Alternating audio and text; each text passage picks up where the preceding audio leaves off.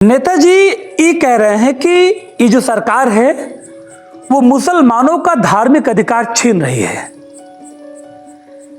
कुछ दिन पहले जब ये नेतागिरी में नए नए आए थे, जब ये सांसद नहीं बने थे, तब ये कह रहे थे कि सरकार दलितों का अधिकार छीन रही है। अब ये सांसद बन गए हैं, दलितों ने इनको सांसद बना दिया है। अब ये कह रहे हैं कि हमारी पार्टी में मुसलमान भी मुख्यमंत्री बन सकता है और ये सरकार मुसलमानों का धार्मिक अधिकार छीन रही है। मुसलमान अगर सड़क पे कदम रख दे तो उसके ऊपर मुकदमा हो जा रहा है और कांवड़ यात्री हंगामा करते जा रहे हैं, सरकार उनको कुछ नहीं कह रही है। ये नेताजी के बोल हैं। ये भारत में राजनीति करते हैं। ये जिन मुसलमानों के अधिकार की बात कर रहे हैं, जिस देश में संविधान ने मुसलमानों को आरक्षण दिया हो, उन मुसलमानों का अधिकार ये सरकार छीन रही है। जिस देश में एक प्रधानमंत्री संसद में खड़े होकर यह कहता है कि देश के संपूर्ण संसाधनों पर पहला अधिकार मुसलमानों का है, उस देश में मुसलमानों का धार्मिक अधिकार छीना जा रहा है। जिस देश में वक्फ बोर्ड जैसा कानून बनाकर, जो संविधान का हिस्सा नहीं था, जबरदस्ती संविधान में डालकर ये बताया गया कि अगर मुसलमान या वक्फ बोर्ड ये कह दे कि तुम्हारा घर हमारा है तो 24 घंटे के अंदर में उसको खाली कर दो। जिस देश में मुसलमानों को ऐसा अधिकार मिला हो, वो देश, उस देश के नेता ये कह रहे हैं कि मुसलमानों का धार्मिक अधिकार छीना जा रहा है। जिस देश में मुसलमानों की जनसंख्या 30 करोड़ से भी ज्यादा हो और उस देश के संविधान में मुसलमानों को अल्पसंख्यक का दर्जा दिया गया हो, उस देश के मुसलमानों का धार्मिक अधिकार छीना जा रहा है। दुनिया में सबसे अधिक मस्जिद अगर किसी देश में है तो भारत में है, और भारत में मुसलमानों का धार्मिक अधिकार छीना जा रहा है। दुनिया में सबसे अधिक अगर मदरसे किसी देश के अंदर हैं तो भारत के अंदर हैं, और भारत में मुसलमानों का अधिकार छीना जा रहा है।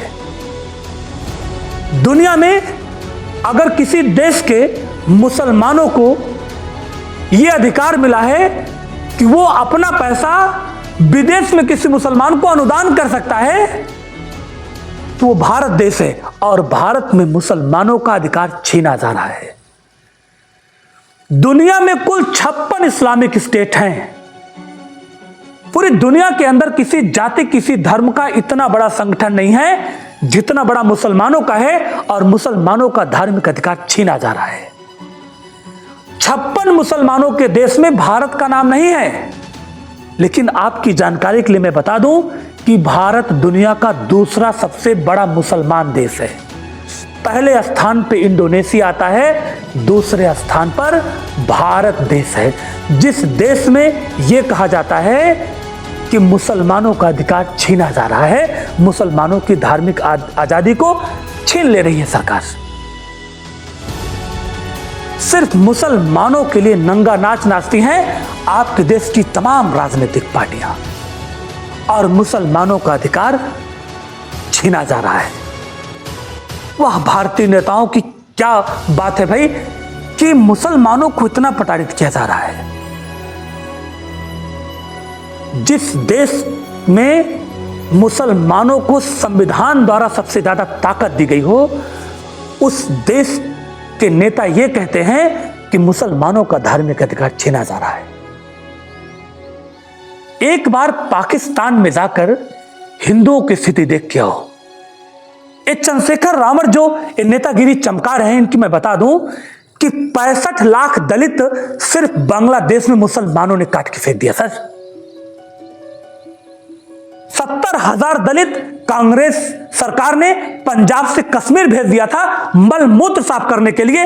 वो कांग्रेस पार्टी, जिस कांग्रेस पार्टी के नेता ने कहा कि मुसलमानों का पहला अधिकार है देश के संपूर्ण संसाधनों पर। चंद्रशेखर रावण को पता है कि कश्मीर में क्या हो रहा था?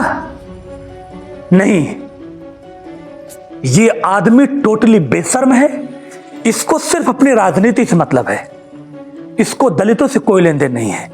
इन्होंने बिहार में अपने पदाधिकारियों की सूची जारी की है, जो आने वाला वहां पर विधानसभा चुनाव हो रहा है, नवंबर में विधानसभा चुनाव होगा, उसके लिए इन्होंने अपनी एक सूची जारी की है पार्टी के पदाधिकारियों की।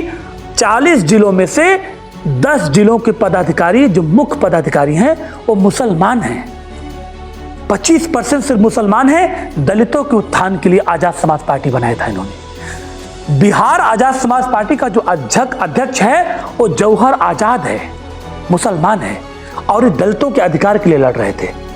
अब ये कह रहे हैं कि अल्पसंख्यकों का अधिकार छीना जा रहा है।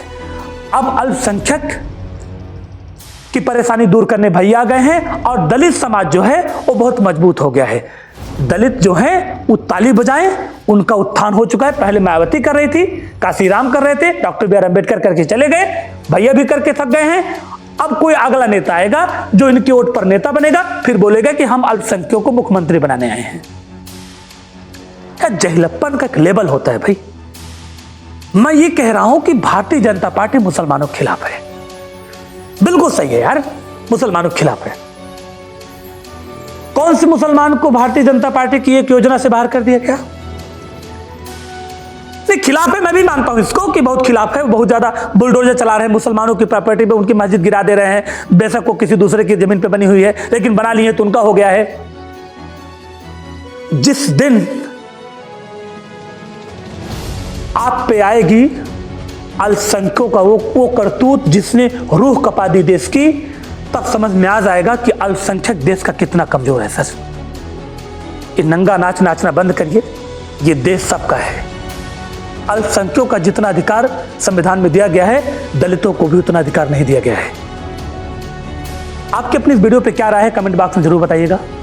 नमस्कार मित्रों, आपका दिन शुभ हो।